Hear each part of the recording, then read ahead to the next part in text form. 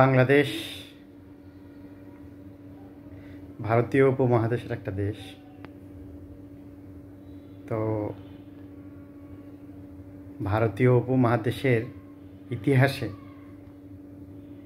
সবচেয়ে জঘন্য বৈশিষ্ট্য হচ্ছে এই এলাকার মানুষ বিভিন্ন সময়ে, একটা সময়ে না, বিভিন্ন সময়ে তার নিজেদের লোকের চেয়ে বিদেশি লোকেদের অনেক বেশি বিশ্বাস করেছে।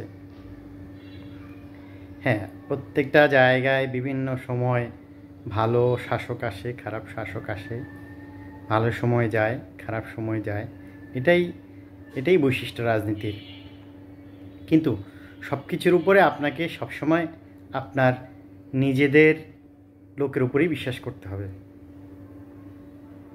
তো ভারতীয় উপমহাদেশে সবসময় বলবো না, অনেক সময় হচ্ছে যে মনে করেছে এই দেশের মানুষ যে বিদেশের লোকের উপর নির্ভর করেছে, যে তারা আমার ভালো করবে, এইভাবে ভেবেছে। এবং এটাই কিন্তু তাদের জন্য সবচেয়ে বড় ক্ষতির কারণ হয়েছে। আপনি ভারতীয় উপমহাদেশের ইতিহাস যদি দেখেন 3000-4000 বছর আগে, পৃথিবীর অন্যান্য যে জায়গাগুলো, ইউরোপ বলেন, আমেরিকা বলেন, চায়না বলেন, এইসব জোনের চেয়ে ভারতীয় উপমহাদেশের বিভিন্ন সভ্যতা বিভিন্ন দিক থেকে কিন্তু অনেক কম্পারেটিভলি অনেক অনেক অনেক প্রোগ্রেসিভ ছিল, অনেক আগায় ছিল। কিন্তু এখন দেখেন আমরা কিন্তু ইউরোপ, আমেরিকা বলেন, চায়না দেখেন, তাদের থেকে পিছনে। এটার কারণ কিন্তু মূল কারণ ওই একটাই, বিদেশিদের উপরে নির্ভরশীলতা।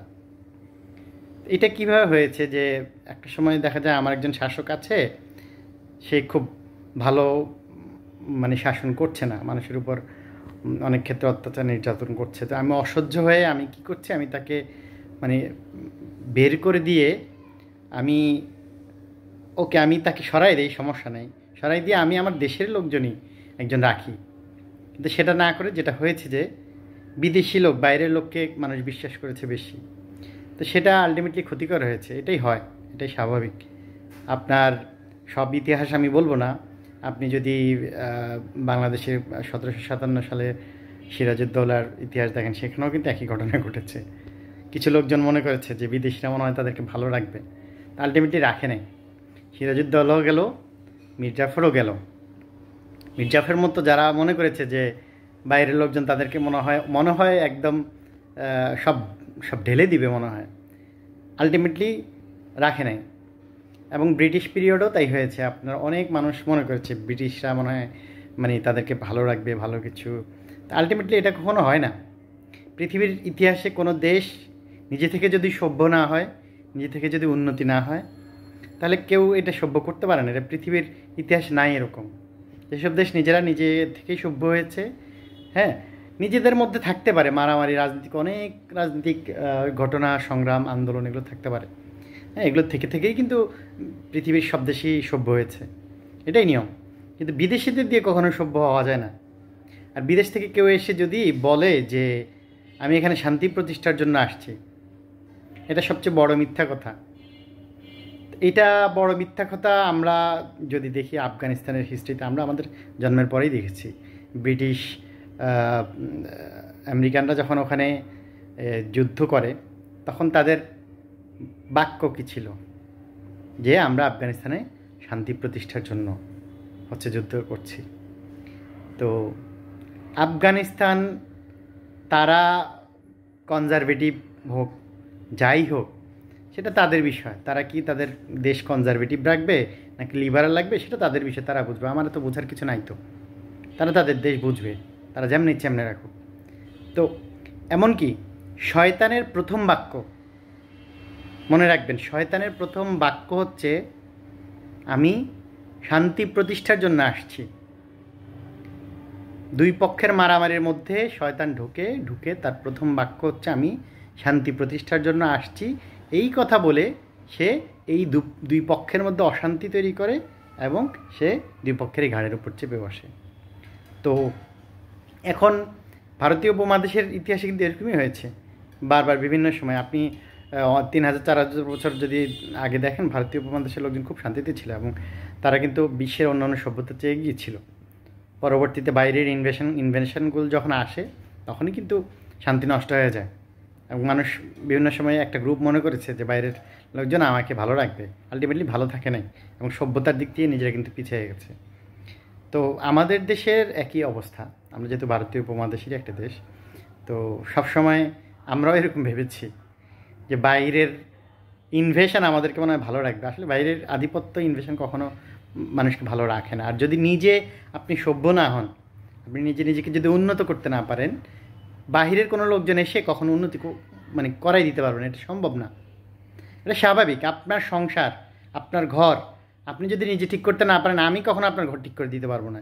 এটা পৃথিবীর কোথাও হয় না। এটা খুব কমন সেন্সের কথা। এটা খুব, এই কথা বুঝতে খুব বেশি বুদ্ধিমান হওয়া লাগে না।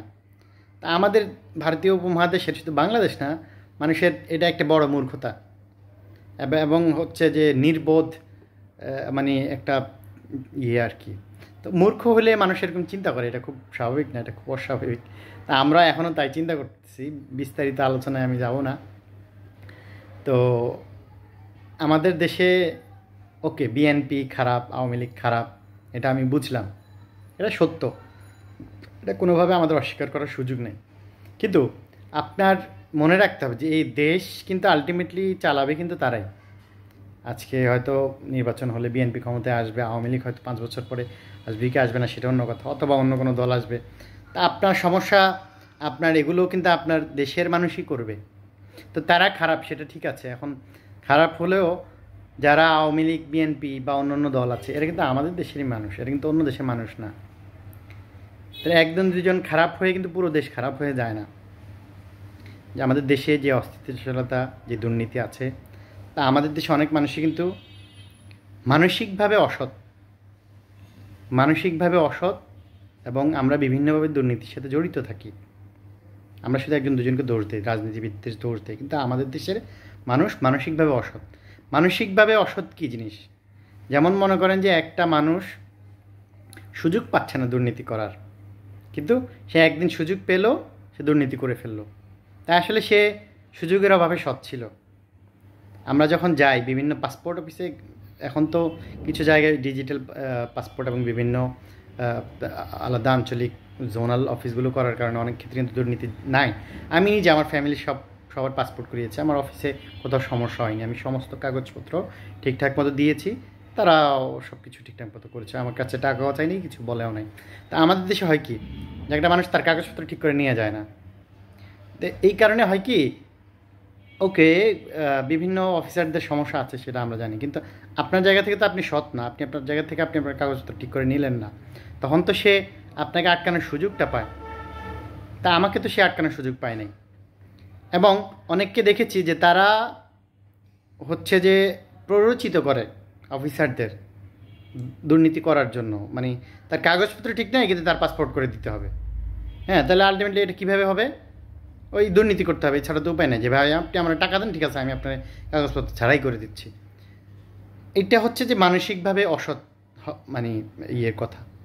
একটা মনে করেন, আমি একটা একটা একটা যে কোনো একটা মনে করেন রাস্তা, একটা সিগন্যাল বাঁকলাম, একটা আইন মানলাম না, ঠিক আছে, তো আমার মধ্যে গিলটি আমি হতে পারে, মানে আমাদের দেশের যে রাস্তা হতে পারে বাস্তবতার কারণে আমরা অনেক সময় আইন মানি না। কিন্তু একটা জিনিস আপনি দেখবেন যে আমাদের দেশে হয় কি, যে আইন তো মানে না, উল্টো সে না মানার পক্ষে যুক্তি দেয়। উল্টা রাস্তায় আসলো, না মানার পক্ষে যুক্তি দেয়। হ্যাঁ, তাহলে ভাই বুঝলাম যে বাস্তবতার কারণে আপনি মানেন না, কিন্তু আপনার তো গিলটি ফিল হয়ে যাবে, মানসিকভাবে বুঝতে হবে যে ভাই আমি এটা ভুল করছি, ঠিক করি না, হতে পারে আমি করছি। কিন্তু আমাদের দেশে মানুষ হলেও উল্টা যুক্তি দেয়। তার মানে এই লোকটা মানসিকভাবে সৎ না। হ্যাঁ, এই লোকটা যদি আপনি মন্ত্রী বানান, সে একই কাজ করবে, হ্যাঁ, দুর্নীতি করবে। তো এটা খুব জরুরি। আরেকটা হচ্ছে যে বিদেশিদের উপরে নির্ভরশীলতা, এটা খুবই মূর্খ এবং গর্দবের মতো চিন্তা। আপনার দেশের সব দল খারাপ হোক, সব মানুষ খারাপ হোক, হ্যাঁ, আপনার কিন্তু আলটিমেটলি এরাই দেশ চালাবে এবং এদেরকে নিয়েই আপনাকে চলতে হবে, এদেরকেই ঠিক করতে হবে। এখন আপনি কীভাবে ঠিক করবেন? আপনি কি বোঝাই ঠিক করবেন, নাকি আপনি তাদের সাথে আন্দোলন সংগ্রাম করে ঠিক করবেন, নাকি মারামারি করে ঠিক করবেন, সেটা আপনি বুঝবেন। এবং তাই হয়, পৃথিবীর ইতিহাসে এরকম গৃহযুদ্ধ, ঝগড়াঝাটি, মারামারি, আন্দোলন করতে করতে কিন্তু বিভিন্ন দেশে সভ্যতা এসেছে। অন্য কেউ এসে কখনো করে দেয় না, এটা হয় না। এটা অন্য কেউ, এটা হলো বানরের যে রুটি ভাগের মতো অবস্থা আর কি। হ্যাঁ, অন্য কেউ এসে সবসময় রুটিটা খেয়ে ফেলে, কখনো সমান ভাগে ভাগ করে দেয় না। এটা পৃথিবীর ইতিহাসে কোথাও নাই। এটা খুবই খুবই একটা মানে এটা কমন সেন্সের একটা অংশ। এটা হচ্ছে কিন্তু এটা বুঝতে মানুষের বেশি বুদ্ধিমান হওয়া লাগে না। তা আমাদের দেশে এখন কিছু মানুষ ভাবছে যে বিদেশিরা এসে দেশ ঠিক করে দেবে। আমি বর্তমান সরকার নিয়ে বেশি কথা বলতে চাই না, এখন কথা বললে সমস্যা, মানুষ ভুল বোঝে। আপনি ডক্টর আলী রিয়াজ বলেন, আশিকুর বলেন, আরও অনেকে আছে, সবাই বিদেশি নাগরিক। আমি ডক্টর ইউনূসের কথা বলবো না, কারণ আমি জানি না ওনার ইস্যুতে, যাদের ব্যাপার জানি না। কিন্তু যারা মনে করেন যে 20 বছর 25 বছর ধরে দেশের বাইরে থাকে, তাদের দেশের প্রতি দেশ নিজের জন্মস্থান হিসাবে একটু দেশপ্রেম থাকতেই পারে, কিন্তু খুব বেশি ভালোবাসা নাই, না থাকলে সে ওখানে থাকতো না। ঠিক আছে, ওখানে আশিক চৌধুরী তো আমরা প্রেজেন্টেশন দেখে অনেক খুশি হয়েছি, অনেকে অনেক প্রশংসা করেছি। সে তো নিজেই বলেছে যে আমি ওখানে সরকারি চাকরি ছেড়ে দিয়ে আসছি। এইসব লোকজন, বিদেশি লোকজন আপনার দেশকে ঠিক করতে পারবে না, আপনি নিজে ঠিক হইতে হবে। সম্ভব না, বিদেশি লোকজন আপনাকে বিচ্ছা খাবে, এছাড়া আর কিছু করবে না। এটা কখনো সম্ভব না, পৃথিবীর ইতিহাসে এমন হয় না। আপনাকে নিজেতে ঠিক হইতে হবে। তো যারা এখন আমি তো জানি না যে কে বিদেশি নাগরিক কে দেশি নাগরিক, কিন্তু একটা কমন সেন্স ইউজ করার এখানে ব্যাপার আছে। যখন কেউ বিদেশে নাগরিকত্ব নেয়, তো এটা যারা ইমিগ্রেশনের বিভিন্ন কাগজপত্র নিয়ে কাজ করে, ওদের বিদেশে থাকতে হয়, ওরা দেশে এসে থাকতে পারে না, আসতে পারে বেড়ানোর জন্য। ঠিক আছে, কিন্তু 10-20 বছর ধরে থাকবে, পিআরও যদি কেউ নেয়, আপনার ওখানে থাকতে হয়, না হলে কিন্তু আপনি এটা এটা পিআর নেয়, যারা পাসপোর্ট নেয়, এটা জানেন তারা যাওয়া আসা করে ওইভাবে মানে এখানে এই দেশে থেকে হবে না, হয়তো আসতে পারবে, হ্যাঁ, কিন্তু আপনাকে ওইখানে পার্মানেন্ট হইতে হবে। এরকম লোকজন আসলে আলটিমেটলি দেশের কথা ভাবে কি না আমি জানি না, ভাবার কথা না। কারণ যারা বিদেশি লোকজন, যারা বিদেশি ইমিগ্রেন্ট হয়ে যায়, হ্যাঁ, তখন ওটাও কিন্তু তাদের দেশ হয়ে যায়, এটাই স্বাভাবিক। সে ওই দেশকেও ভালোবাসে। ইমিগ্রেন্ট যখন হয়ে যায়, এটা ভুল না, এটা এটা হলো সঠিক। সে যখন ইমিগ্রেন্ট হয়ে যায়, সে ওই দেশটাকে ও ভালোবাসে। এইখানেও প্রতি ভালোবাসা থাকতে পারে, একদমই থাকবে না সেটা বলা যাবে না, হ্যাঁ, কিন্তু সে এই দেশের পরিপ্রেক্ষিতে চিন্তা করবে, এটা খুব অস্বাভাবিক। কারণ একটা মানুষ মনে করেন যে কোটি টাকার ফ্ল্যাট কিনলো, সে ফ্ল্যাটে থাকে, গ্রামে গিয়ে সে বেড়াইতে পারে। আমি মনে করেন ঢাকায় থাকি, ঢাকায় বাস্তবতা, ঠিক আছে, গ্রামে হয়তো যেতে পারে, আলটিমেটলি থাকি না, সব কিছু এখানে ঘিরেই। এরকম জিনিসটা, আপনি বিদেশে চলে গেলেন, ইমিগ্রেন্ট হয়ে গেলেন, ঠিক আছে, আপনি আপনি পিআর পেয়ে গেলেন বা পাসপোর্ট পেয়ে গেলেন, সিটিজেনশিপ পেয়ে গেলেন, যেটাই হোক না কেন, তখন কিন্তু মানুষের চিন্তা ধারণা, জীবন, আচার আচরণ সব কিছুই কিন্তু ওই জায়গাটা ঘিরে হয়ে যায়, এই অন্য জায়গায় ঘিরে হয় না। তো এটাই পৃথিবীর নিয়ম এবং এটাই বাস্তবতা। এটাই পৃথিবীর নিয়ম, এটাই বাস্তবতা। আপনি মানুষ উন্নত জীবনে যেখানে আছে, সে ওখানকার কথাই ভাববে, ঠিক আছে। তো আপনি আমাদের দেশের যদি অর্থনৈতিক অবস্থা, অবশ্যই নিচু জায়গায়, এটা বলা অস্বীকার করার কোনো সুযোগ নেই। তো এরকম কেউ কেউ সে বুদ্ধিমান লোক হয়, সে চিন্তা করে না এইভাবে। তো এটা হচ্ছে যে আমরা বুঝতে পারি না। এটা আমাদের শিক্ষার তো অভাব আছে, যথেষ্ট। শিক্ষার কথা বাদই দিলাম, আমাদের তো এই দেশের মানুষের, শুধু এই দেশের না, ভারতীয় উপমহাদেশের মানুষের কমন সেন্সের যথেষ্ট অভাব আছে, আমরা বুঝতে পারি না। তো সব কিছু বোঝার জন্য আসলে বুদ্ধিমান মানে অনেক বেশি জ্ঞানী হওয়া লাগে না, কমন সেন্স থাকা লাগে। এর আগে আমি বলেছি যে বাংলাদেশের মানুষের অনেক জ্ঞান আছে, কিন্তু সাধারণ জ্ঞান নাই, ঠিক আছে। আর পৃথিবীর অন্য অন্য দেশের মানুষের অনেক বেশি জ্ঞান নেই, কিন্তু সাধারণ জ্ঞান আছে। আমাদের সাধারণ জ্ঞান নাই। আমরা সাধারণ জ্ঞান দিয়ে নিজেকে প্রশ্ন করি না। আপনি আপনার দেশের উন্নতি চান, সংস্কার চান, কিন্তু করবেটা কে? আপনাকেই করতে হবে, অন্য কেউ করতে পারবে না। হ্যাঁ, আপনার কাছে যদি কেউ আসে, যখন আপনার রুটি কেউ ভাগ করতে আসবে, আপনি তাকে অবশ্যই জিজ্ঞাসা করবেন, ভাই আপনি কেন আসছেন, কোত্থেকে আসছেন। আপনি যদি, সে যতই বুদ্ধিমান লোক হোক, শয়তানও কিন্তু বুদ্ধিমান, যে যতই বুদ্ধিমান লোক হোক, আপনি তাকে প্রশ্ন করবেন জানতে চাইবেন সে কেন আসলো, কোত্থেকে আসলো। হ্যাঁ, আপনি শয়তান বুদ্ধিমান ভেবেই মনে করেন তার বিশাল, শয়তান তো পুরো পৃথিবী জুড়ে মনে করেন থাকে, তার বিশাল এলাকা, বিশাল চিন্তা। হ্যাঁ, এইসব দেখে আপনি যদি মুগ্ধ হয়ে যান, আপনি শেষ,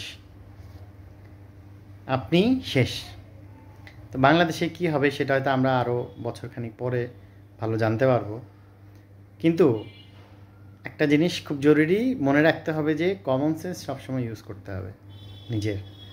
তাছাড়া আর সবসময় ভারতীয় উপমহাদেশের যেটা বলেছি, হিস্ট্রি যারা কম্পারেটিভ হিস্ট্রি ঘেটে দেখেন, এটা হচ্ছে আমাদের সবচেয়ে কাল ভারতীয় উপমহাদেশের, যে অন্যদের উপর নির্ভর করা, অন্যদেরকে বিশ্বাস করা। এটা মূর্খরাই করে শুধু। যাদের কমন সেন্স আছে, অনেক বেশি জ্ঞান হওয়ার দরকার নেই, যাদের কমন সেন্স আছে তারা এটা কখনোই করে না। আপনার সমস্যা থাকতে পারে, আপনি সমাধান করেন, আপনি সমাধান করতে করতেই শিখবেন। আপনি সমস্যার সমাধান করতে করতেই শিখবেন এবং আপনাকেই করতে হবে সেটা। আপনার দেশের সমস্যা সমাধান আপনাকেই করতে হবে, কারণ আলটিমেটলি দেশটা আপনি চালাবেন। আপনি চালাবেন, আপনার দেশকে কীভাবে ঠিক করতে হবে, কীভাবে কী করতে হবে সেটা আপনি ঠিক করবেন। এখন বিভিন্ন বিভিন্ন প্রজেক্ট বা বিভিন্ন কাজে বিদেশি কোম্পানি আনে, সেটা আলাদা বিষয়, সেটা সব দেশেই হয় বা হয়ে থাকে, ঠিক আছে। কিন্তু ডিসিশন আপনাকে নিতে হবে। আপনি প্রজেক্ট করবেন একটা আপনার দেশের, আপনি মনে করেন মেট্রো রেল করলেন, আপনি এক্সপ্রেসওয়ে করলেন, প্রজেক্ট আপনি বিদেশি লোক দিয়ে কাজ করাবেন। হ্যাঁ, কারণ প্রজেক্টের পরিচালক হইতে হবে আপনার দেশের লোকই, এটা হইতে হবে নিয়ম, নাইলে হবে না। তাই হয়, এটাই সিস্টেম। আপনি বিদেশিদের হাতে তো সব কিছু ছেড়ে দিবেন না, আপনি তাকে আনবেন কাজ করার জন্য, কাজ করানোর জন্য। তার যে প্রযুক্তি, তার যে মেধা, সেটা আপনি ব্যবহার করবেন, কিন্তু আপনি তাকে দিয়ে দিবেন না।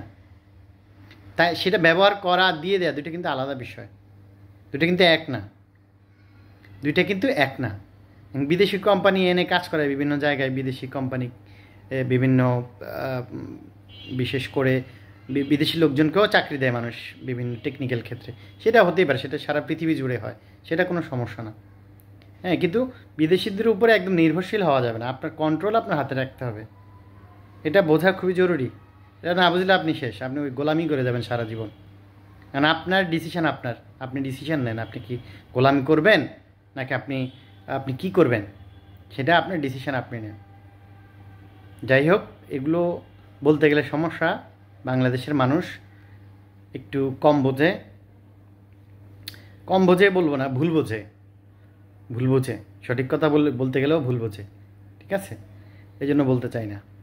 তারপরেও যেহেতু নিজের দায়িত্ব আছে, সেই দায়িত্ব জায়গা থেকে জাস্ট বলা। হ্যাঁ, সঠিকটা বুঝবেন, ভালো থাকবেন। ধন্যবাদ সবাই।